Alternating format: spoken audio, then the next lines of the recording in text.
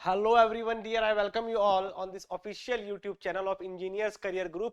और HPSC बहुत ही शानदार काम कर रहा है।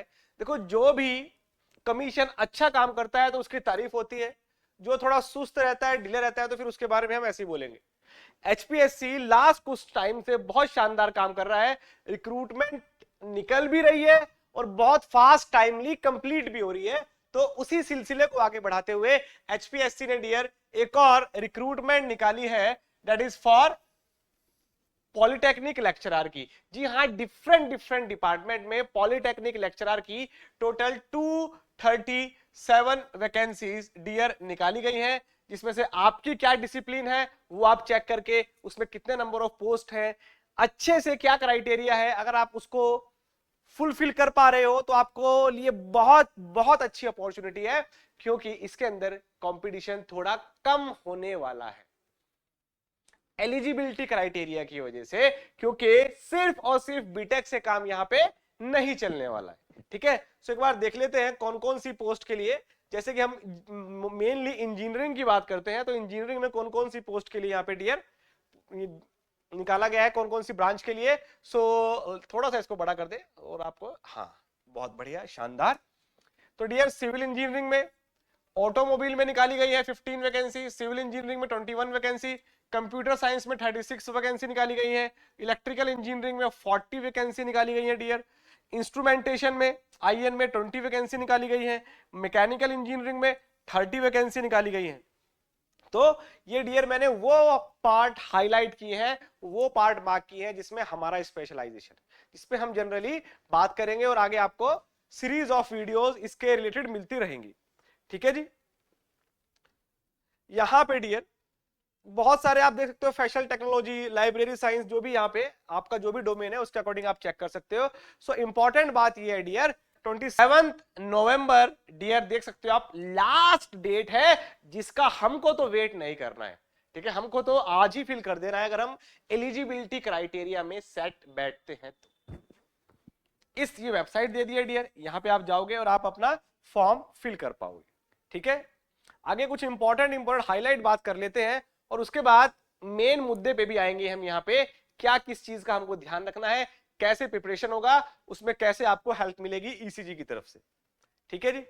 सो डियर, हाँ देखो, जब भी आप कोई भी अगर फॉर्म फिल करने जा रहे हो तो जो भी आपका पास जो एप्लीकेशन है, जो नोटिफिकेशन है, उसको अच्छे से रीड करना है और जो हाईलाइटेड पार्ट होते हैं ना, इनका अच्छे से ध्यान रखना होता है। क्या बोला इन्होंने, after making payment the candidates have to take a print out of their application form and upload the same after signing it. Form fill करके प्रिंट आउट निकाल के साइन करके देन अगेन अपलोड करना है। ठीक है, छोटी छोटी चीजें जिनका ध्यान रखना होता है।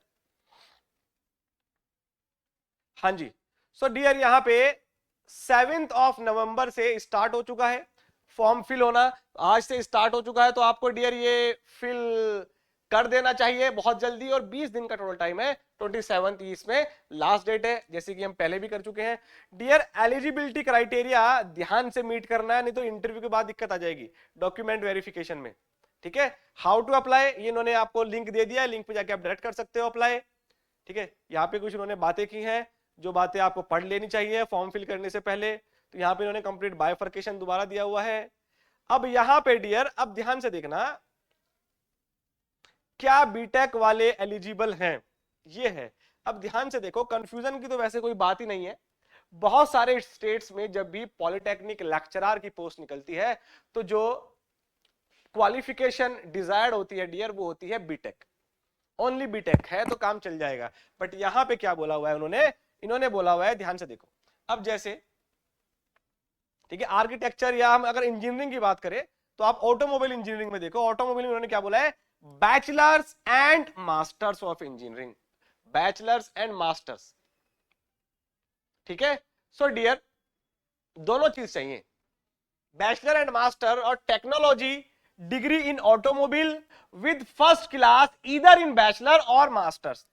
तो डियर बहुत सारे स्टूडेंट यहां पे कंफ्यूज हो रहे हैं, सर ये बोला हुआ है बैचलर और मास्टर, अरे फर्स्ट क्लास दोनों में से किसी एक में होना चाहिए, डिग्री दोनों ही चाहिए होंगी, डिग्री दोनों ही चाहिए होंगी। उन्होंने बोला first class either in bachelor और मास्टर्स।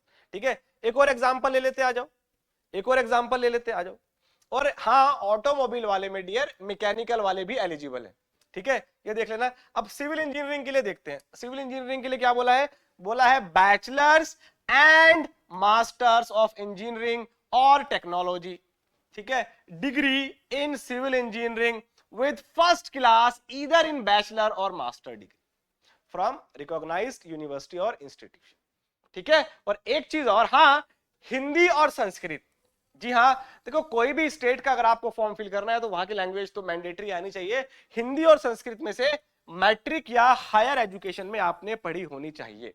तो डियर सबसे मेन बात यह है, आप किसी भी स्टेट से बिलोंग करते हो, कहीं से भी अगर आप बिलोंग करते हो, आपने अगर 10th क्लास में हिंदी पढ़ी है, संस्कृत पढ़ी है, उससे आगे भी अगर आपने पढ़ी है, तो आपके पास अगर एमटेक है, आपने मास्टर्स किया हुआ है, सो डियर आप एलिजिबल हो इस फॉर्म को फिल करने के लिए। ये फॉर्म आपको जॉब देने के लिए ही आ रहा है। दोबारा बोल रहा हूं, कंपटीशन थोड़ा सा कम रहने वाला है रेगुलर कॉम्पिटिटिव एग्जाम्स के कंपैरिजन में, बिकॉज जो एलिजिबिलिटी क्राइटेरिया है वो एमटेक वाला रखा हुआ है। बहुत सारे बीटेक बहुत अच्छे अच्छे एस्पिरेंट्स स्टूडेंट्स ऐसे हैं, काफी टाइम से प्रिपरेशन में है, बट उनके लिए ये अपॉर्चुनिटी थोड़ी सी मिस हो गई, ठीक है। ये होता ही है, हरियाणा में ऐसे ही करते हैं, वो एमटेक को रखते हैं, ठीक है डियर। तो ये जिस भी ब्रांच से आपको फिल करना है उसका एक बार आप डिटेल में पढ़ लेना, क्या आपको एलिजिबिलिटी चाहिए, ठीक है, डिटेल में भाई हिंदी आपको चाहिए और एमटेक चाहिए, बस ये ध्यान रखनी है आपने, ठीक है। डेट आपने देख ही लिया है डियर, अब करें क्या, करना ये है तैयारी स्टार्ट कर दो अगर ये जॉब चाहिए पॉलिटेक्निक लेक्चरर की। दोबारा बोल रहा हूं, आप कहीं से भी बिलोंग करते हो, ठीक है डियर, अगर आप कहीं से भी बिलोंग करते हो, that is anywhere in India, pan India,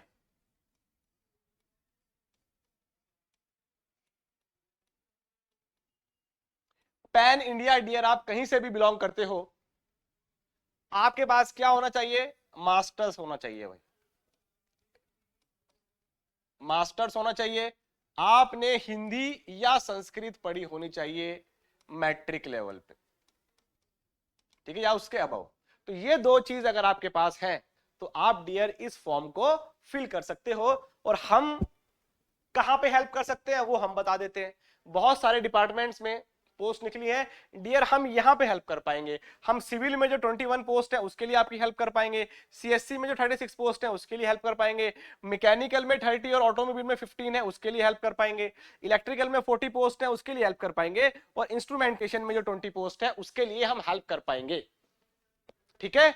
ये हेल्प हम YouTube पे भी आपको इस पे टाइम टू टाइम आपको वीडियोस, लेक्चर्स, इंफॉर्मेशन मिलते रहेंगे। और डेडिकेटेड बैच के लिए अगर कोई भी स्टूडेंट, कोई भी एस्पिरेंट अगर इंटरेस्टेड है तो वो 11th ऑफ नवंबर से डियर हम लोग स्टार्ट कर रहे हैं।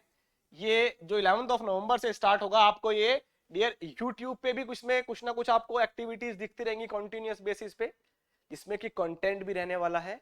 और डेडिकेटेड बैच इन स्पेशलाइजेशन के लिए हम लोग स्टार्ट करेंगे 11th ऑफ नवंबर से। सो अगर आप भी इंटरेस्टेड हो, अगर आप भी क्राइटेरिया पे मीट कर रहे हो, इस क्राइटेरिया में एक चीज और है, ठीक है, एज। लेकिन आई थिंक एज में आप सब लोग एज वाले लिमिट की कोई टेंशन नहीं है डियर। अपर एज जो आज में दी हुई है 42 ईयर्स की दी हुई है, जी हाँ 42 ईयर्स। इसके बाद जिसका रिलैक्सेशन है वो तो और ज्यादा निकल जाएगा, ठीक है। तो एज यहाँ पे 42 ईयर्स, कोई टेंशन लेने की जरूरत नहीं है, ठीक है। सब एज के क्राइटेरिया को सब मीट कर ही रहे होंगे आई होप। सो डियर अगर प्रिपरेशन करना है, आपने प्लान बनाया हुआ है, ठीक है, 11 नवंबर को बैच स्टार्ट होगा मंडे से। इस बैच में क्या मिलेगा सर, सर इस बैच में क्या रहेगा, इस बैच में क्या क्या रहने वाला है, इसके लिए डिटेल में हर ब्रांच से एक एक स्पेशलाइज्ड, हर ब्रांच के एचओडी को यहां पे लाया जाएगा कल सैटरडे को, और डिटेल में बताएंगे हर ब्रांच में क्या क्या रहेगा, क्या क्या स्ट्रेटजी रहने वाली है, ठीक है। 11 ऑफ नवंबर से बैच स्टार्ट हो रहा है, बस ये मैं आपको इंफॉर्मेशन दे रहा हूं। डिटेल डिस्कशन बैच के रिलेटेड पूरी ईसीजी की टीम हर डिपार्टमेंट से आपको यहां पे, ठीक है, फैकल्टीज एचओडीज मिलेंगे और अपने अपने एक्सपर्टीज के अकॉर्डिंग वो बताएंगे क्या इसके लिए हमको रिक्वायर्ड होगा, कैसे कैसे आपको प्रिपरेशन करना चाहिए, किस स्टेज पे आप हो, वहां से किस तरह से मूव करना है, और हम आपको जो 11 नवंबर से स्टार्ट हो रहा है इस बैच में क्या प्रोवाइड कर सकते हैं। इसके अलावा आपको कोई भी डाउट है, कोई भी क्वेरी है डियर, इन नंबर्स पे कॉल करके आप बात कर सकते हो। किसी फैकल्टी से आपको बात करनी है स्पेशल, ठीक है, किसी स्टूडेंट से कुछ भी अगर आपकी क्वेरी है, कोई भी डाउट है, नंबर्स पे कॉल करके आप, ठीक है, कोई भी डिटेल्स ले सकते हो। ओके, सो डियर, इस वीडियो में इतना ही, यहां बस ये इंफॉर्मेशन पास करना था। और अगर आप अगेन इस क्राइटेरिया में अगर आप सेट आ रहे हो, सो स्टार्ट प्रिपरेशन अभी से। Thank you very much.